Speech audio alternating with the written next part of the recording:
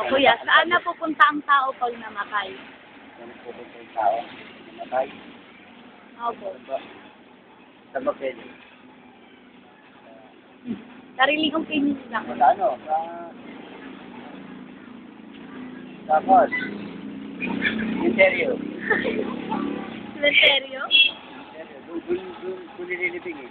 Diba? Pero ano, naniniwala ka ba na ay sa palagay mo ba kuya, makakabalik ka pa yung kaluluwa natin sa mundo para lang sa isang tao? Kunwari hindi ka patapos, may mission ka pa. Sa tingin mo makakabalik pa yung kaluluwa?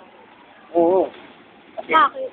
pag namatay ka, ano eh, kasi maraming anghel sa langit eh. Oo. Nagabay.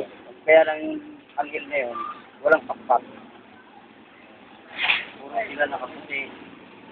Tapos, kiyambo.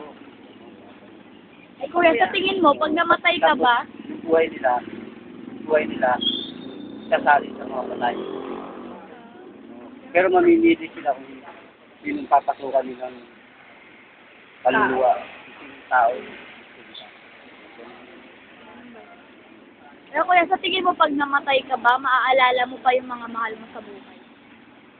Pag namatay ako, oo. Kasi, ano eh, may sa langit kasi, may ano eh, may TV. Oo, malaking TV yun. Parang satellite. Oo. Nakikita mo yung